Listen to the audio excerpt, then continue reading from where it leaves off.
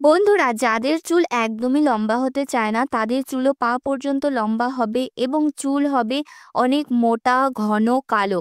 হ্যাঁ, আজকে তোমাদের সাথে এমনই একটা উপায় শেয়ার করব যেটা তোমাদের চুল ঝরা পড়া টোটালি বন্ধ করে দেবে। অনেকেরই চুল পড়ে পুরো মাথা ফাঁকা হয়ে যাচ্ছে দিন দিন। সেই জায়গায় নতুন করে আস্তে আস্তে চুল গজানো স্টার্ট হবে। তার সাথে সাথে চুলটা একদম গোড়া থেকে মজবুত এবং কালো হবে।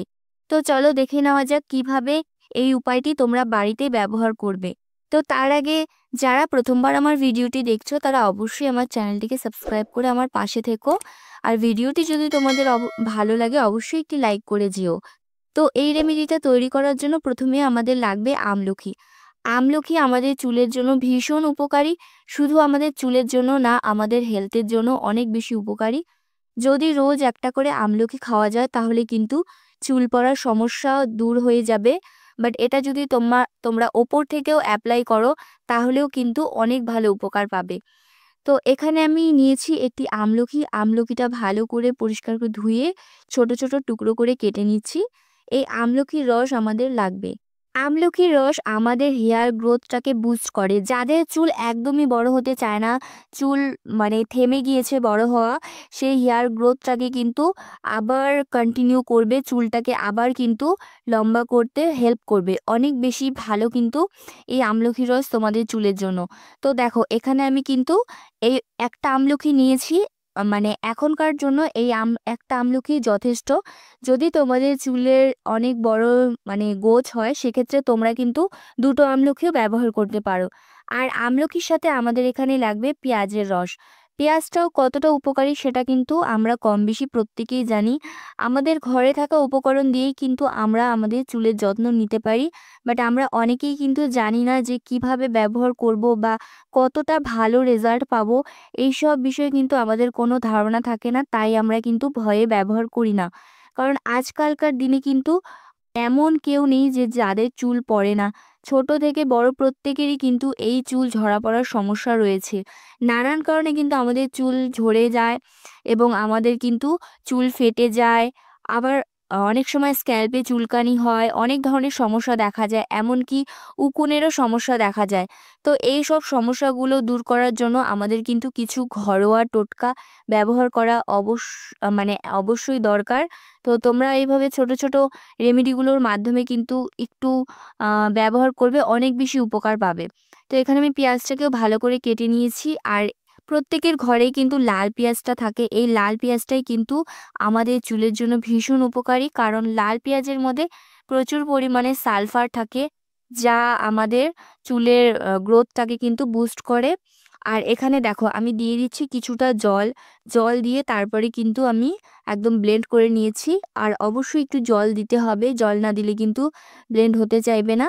এরপর আমি কিন্তু ছাঁকনির সাহায্যে ছেঁকে নিচ্ছি। এই যে জুসটা আমরা পেলাম, এই জুসটা তোমরা যদি একদিন অল্টারনেট ডে করে ব্যবহার করতে পারো অনেক বেশি ভালো উপকার পাবে।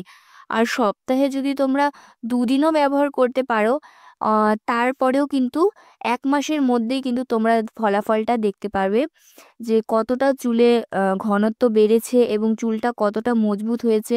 চুল ঝরা পড়াও কমে গিয়েছে।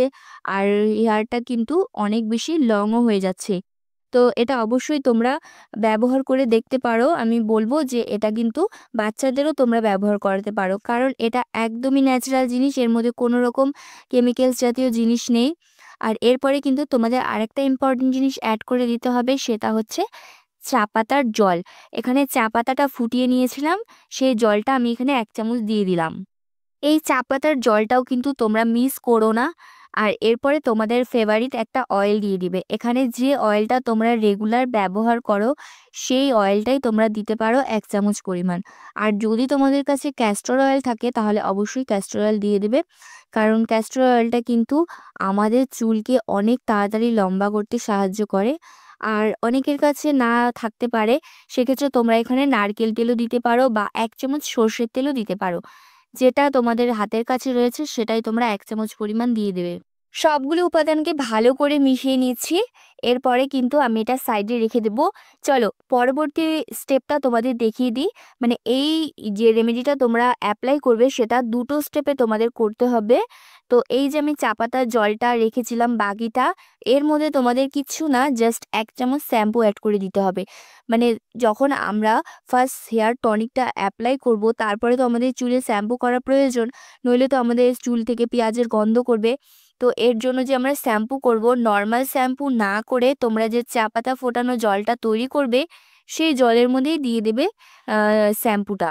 তো এখানে একটা শ্যাম্পু, দুটো শ্যাম্পু, যার যতটা পরিমাণ লাগে জলটা ঠিক ততটা পরিমাণ করে নেবে। তারপরে কিন্তু এর মধ্যে প্রথমে এই হেয়ার টনিকটা তোমাদের চুলে অ্যাপ্লাই করতে হবে তুলোর সাহায্যে, তারপর রেখে দিতে হবে আধ ঘন্টা মতো। আধ ঘন্টা পর তোমরা কিন্তু এই জলটা দিয়ে শ্যাম্পু করে নেবে।